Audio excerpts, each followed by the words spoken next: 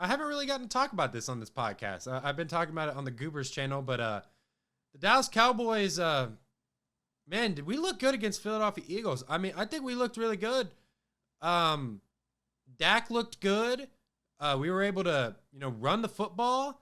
We were able to at least kind of hold Barkley, I guess we were able to contain him kind of. Like, he only rushed for 60 yards. 3.3 yards per carry, which is not bad for Saquon, who just ran for 2,000 yards last year. But, like, the thing about the Eagles to me in this game with the Cowboys is that there's just nothing you can do against Jalen Hurts. Like, it's just so difficult to game plan for him because what do? Do you put a spy on him? Do you not? Like, it's just a very tough thing to navigate for any football team. But I thought the Cowboys, they played well on defense. Now, what sucks? Deron Bland, I think he's going to miss a significant amount of time, 2 to 5 weeks. But that stinks because you just paid him. Like, God. And excuse me, if my voice seems a little off, I am a little bit under the weather. So I apologize. I got a little bit of a cold right now. It's kind of annoying. But, yeah, this is a weird game because in the first half, 41 points combined by both teams. And then in the second half, the Cowboys don't score, and the Eagles put the only points up in the second half, which was a field goal.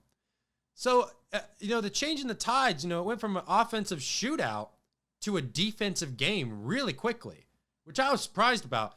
But before the weather delay, the Cowboys were driving. They were driving down the field. They were in the red zone. And then Miles Sanders fumbles it. That was huge for the Dallas Cowboys because I think they were definitely going to score on that drive and they were going to have the lead, which would have been big time because now at that point, you can match Philadelphia point for point. And in the last podcast, we talked about that with Mike. Can the Cowboys do that? And I think they were on their way to being able to do that. But, the weather delay, I'm not blaming the weather delay because the Cowboys, they turn over the ball right before that too. But like the weather delay does have a factor a little bit. The Cowboys were in a rhythm on offense, and then you kind of just lose that. And same with Philly. They weren't able to get on a crazy rhythm on offense either. So it really changed the game, and it made these defenses have an ability to make plays and be able to keep these offenses afloat because they weren't really doing a whole much. But like, I just think when you look at this game, you can obviously blame CeeDee Lamb. I mean, he had 4 drops, had 110 yards, which is not bad, but he was really hard on himself after the game. And let's go ahead and hear from CeeDee, and then we'll give my thoughts about his performance and kind of that final drive and a couple of those drops as well that he did have against the Eagles. Man, that's terrible.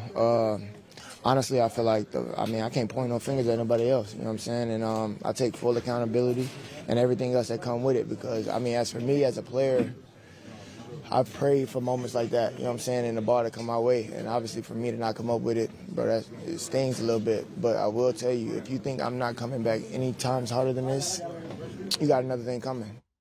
Okay, I don't know what he means by that. But, he was on the jugs machine, catching balls. He really felt terrible about this, which, it's a team game. I'm not going to put the blame completely on him. You can't. But some of these catches, some of these passes that CeeDee dropped, you can't do it. You can't drop them. There were many of them that were in his hands. Dak put him right on the money.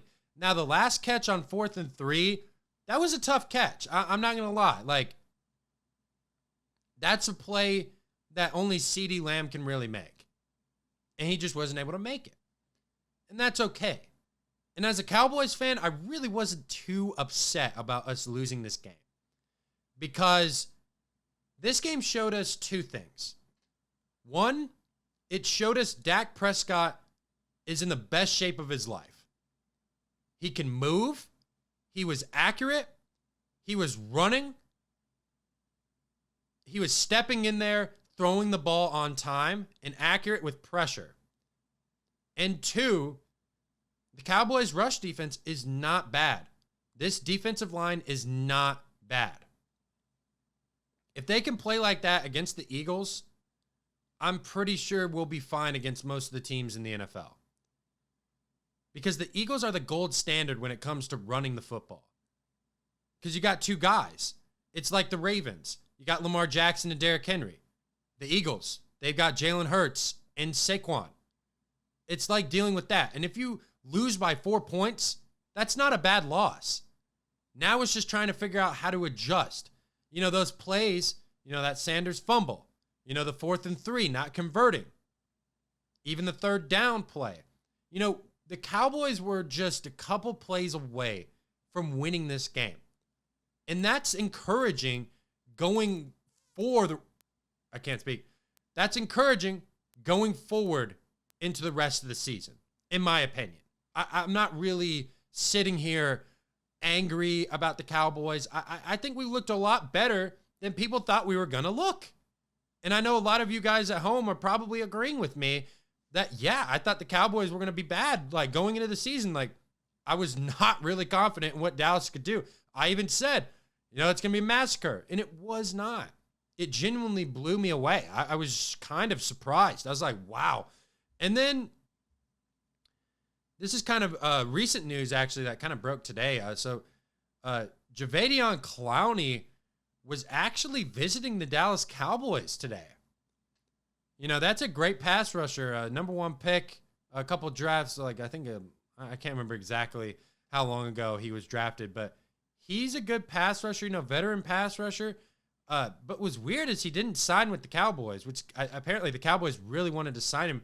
I don't really know what the problem was, but that kind of stings a little bit because I would like a player like him because, you know, losing Micah Parsons, we could use another pass rusher. We could use some more speed on the outside.